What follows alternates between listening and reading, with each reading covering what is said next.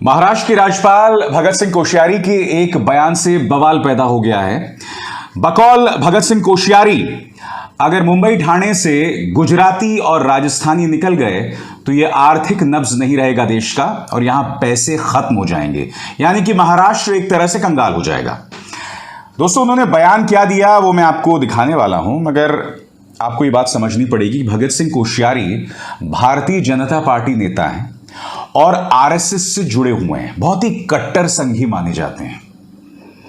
देश के अंदर अलग अलग धर्म के लोग, अलग अलग भाषाओं के लोग एक साथ कैसे रहते हैं वो नहीं समझ सकते कि एक देश, एक शहर, एक मोहल्ले, यहां तक कि एक घर के अंदर अलग अलग धर्म, अलग अलग भाषाओं के लोग रह सकते हैं और अच्छे से रह सकते हैं, तरक्की कर सकते हैं।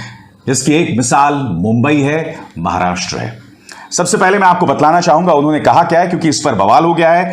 इसको लेकर उद्धव ठाकरे ने कड़े बयान दिए हैं, राज ठाकरे ने कड़ा बयान दिया है, यहां तक कि भारतीय जनता पार्टी के नेता आशीष शेलार तक को सामने आना पड़ा है इसकी आलोचना करने के लिए। मैं आपको बतलाना चाहता हूं कि भगत सिंह कोश्यारी ने कहा क्या है। एनडीटीवी की खबर आपके स्क्रीन पर। महाराष्ट्र के राज्यपाल भगत सिंह कोश्यारी के एक बयान को लेकर मुंबई में मराठी भाषियों में नाराजगी देखी जा रही है।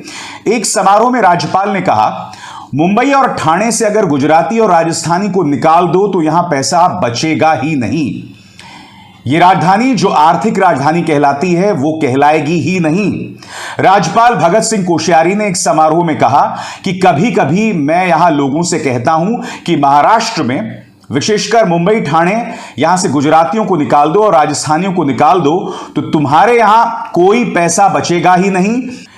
यह राजधानी जो कहलाती है आर्थिक राजधानी, तब यह आर्थिक राजधानी कहलाएगी ही नहीं।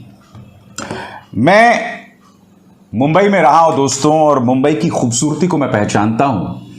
आप जानते हैं मुंबई की क्या खास बात है? वहां पर लड़कियां रात को 2-2 बजे अकेले कैब में सवार होकर घर लौट सकती हैं। मां बाप को बिल्कुल डर नहीं लगेगा। लॉ एंड ऑर्डर बाकी शहरों के, खासकर अगर आप उसकी तुलना उत्तर प्रदेश के राज्यों से करें, दिल्ली से करें, तो कहीं बेहतर है, चाहे सरकार जिस मर्जी की हो। कहीं ना कहीं इसका नाता जो एक मराठी संस्कृति है ना, उसके साथ है। वहां की जो मिट्टी से एक महक आती है संस्कृति की, संस्कृति से जबरदस्त जुड़ाव की, और जब इससे जुड़ता है मुंबई का तरक्की पसंद चेहरा।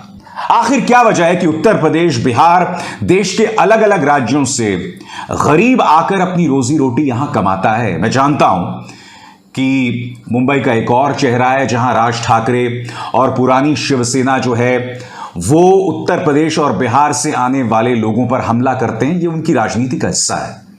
मगर भगत सिंह कोश्यारी कोई राह चलते नेता नहीं है, वो एक राज्य के राज्यपाल हैं। ये जो बयान दिया है ना उन्होंने, वो निहायत ही शर्मनाक है। मैं आपको बतला दूं, अगर राजस्थानी या गुजराती मुंबई के अंदर तरक्की कर रहा है ना, तो ये 2-3 संस्कृतियों का समावेश है। यानी कि मुंबई और ठाणे की अपनी सोच, अपनी संस्कृति जब ये मिल जाती है राजस्थानी, गुजराती के कौशल के साथ, उसके आर्थिक कौशल के साथ, तब एक बहुत ही खूबसूरत चीज सामने उभर कर आती है। क्या इस बात को भगत सिंह कोश्यारी समझेंगे? मैं दावे के साथ कह सकता हूं, नहीं समझेंगे। जैसे कि मैंने कार्यक्रम की शुरुआत में आपको बताया ना कहीं दोस्तों, ये वो सोच है जो कभी लोगों को एक होता नहीं देख सकती। कभी वो इस चीज को बर्दाश्त नहीं कर सकते कि अलग अलग सोच के लोग एक साथ रह सकते हैं। भगत सिंह कोश्यारी ने इस पर माफी मांग ली है और अपना बयान वापस ले लिया है। उन्होंने क्या कहा है वो मैं आपको आगे जाके बतलाऊंगा, मगर इस पर कड़ी प्रतिक्रिया हुई है।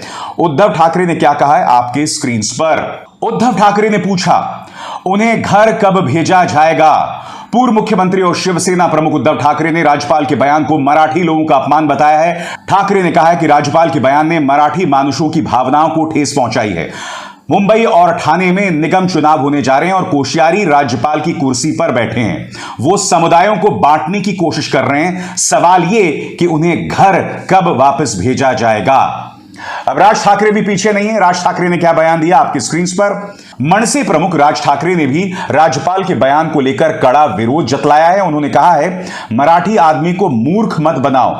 राज ठाकरे ने राज्यपाल को सलाह दी कि अगर महाराष्ट्र के इतिहास के बारे में नहीं जानते तो बात न करें। मैं आपको बतलाना चाहता हूं दोस्तों, ये क्या सोच है। आपको याद होगा कोरोना कार्यकाल के दौरान धार्मिक स्थलों को फिर से खोलने की मांग उठ रही थी। उस वक्त उद्धव ठाकरे मुख्यमंत्री थे महाराष्ट्र के, तो उद्धव ठाकरे ने कहा कि देखिए ये वक्त नहीं है क्योंकि कोरोना फैल रहा है। अब उद्धव ठाकरे के इस फैसले का समर्थन करने के बजाय राज्यपाल भगत सिंह कोश्यारी उनको खत लिखते हैं और राज्यपाल पद की तमाम मर्यादाओं को पार करते हुए उनसे वो कहते हैं कि भाई आप कब से सेक्युलर हो गए।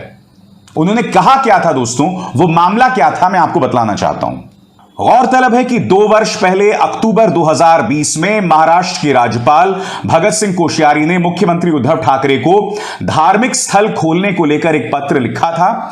इसमें इस्तेमाल की गई भाषा को लेकर विवाद हो गया था। राज्यपाल ने अपने पत्र में मुख्यमंत्री के हिंदुत्व पर सवाल उठाते हुए पूछा था, क्या आप अचानक से सेक्युलर हो गए?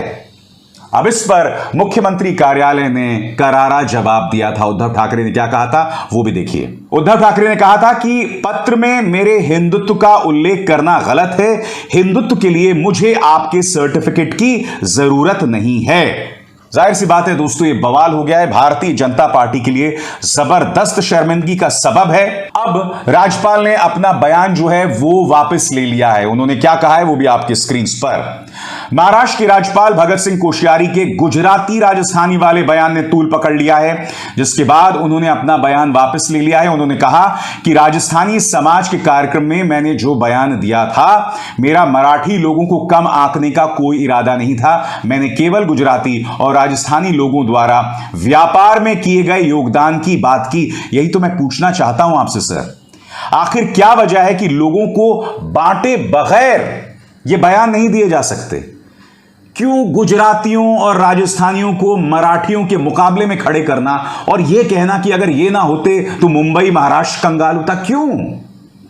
अब जाहिर सी बात है भारतीय जनता पार्टी के लिए जबरदस्त शर्मिंदगी का सबब बन रही है। आपकी स्क्रीन पर आशीष सेल्लार, उन्होंने ट्वीट किया है, कह रहे हैं, माननीय राज्यपाल के बयान के साथ हम कतई सहमत नहीं है। महाराष्ट्र और मुंबई मराठी लोगों की मेहनत, पसीने और शहादत के साथ खड़े हैं। ऐसा हमारा गौरवशाली इतिहास कहता है। किसी को भी उसे किसी भी स्थिति से नाखुश करने की कोशिश नहीं करनी चाहिए। यही नहीं दोस्तों, संजय राउत भी पीछे नहीं रहे। उन्होंने कहीं ना कहीं इसे सावित्रीबाई फुले और शिवाजी के अपमान के साथ जोड़ दिया। क्या कह रहे हैं संजय राउत आपके स्क्रीन पर? संजय राउत ने कहा, महाराष्ट्र में बीजेपी पुरस्कृत मुख्यमंत्री के काबिज होते ही स्थानीय मराठी और छत्रपति शिवाजी महाराज का अपमान शुरू हो गया है। स्वाभिमान और अभिमान के नाम पर बनी शिवसेना से निकलने वाले लोग ये सुनकर भी चुप बैठे हैं। राज्य के लोगों ने अपनी मेहनत से महाराष्ट्र बनाने के लिए पसीना खून बहाया। सीएम एकनाथ शिंदे इसकी निंदा करें और केंद्र से राज्यपाल को हटाने की मांग करें। यह सावित्रीबाई फुले और शिवाजी का अपमान है। जैसे मैंने कहा दोस्तों, ये पहली बार नहीं है जब महाराष्ट्र के राज्यपाल भगत सिंह कोश्यारी ने इस तरह की हरकत की। अब मुख्यमंत्री एकनाथ शिंदे पर दबाव बन रहा है कि वो केंद्र सरकार से अपील करें कि वो भगत सिंह कोश्यारी को वापस बुलाएं। मगर बेचारे एकनाथ शिंदे क्या क्या काम करें आप जानते हैं। 1 महीना हो गया दोस्तों महाराष्ट्र में, और महाराष्ट्र में अब तक 1 महीना हो गया है मंत्रिमंडल नहीं बना।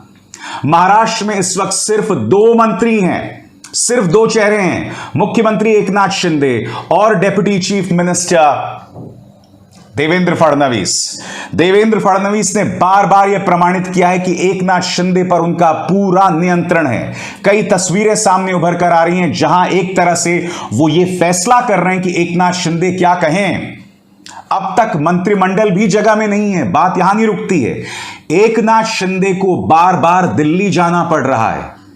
मेरे ख्याल से महाराष्ट्र के इतिहास में ऐसा कोई वक्त नहीं रहा है दोस्तों जब 1 महीने तक मंत्रिमंडल ही ना बनाया गया हो। और बात यहां नहीं रुकती है, एक मुख्यमंत्री को हर छोटी चीज के लिए दिल्ली भागना पड़ रहा हो, जेपी नड्डा साहब से मिलने, अमित शाह से मिलने, प्रधानमंत्री नरेंद्र मोदी से मिलने।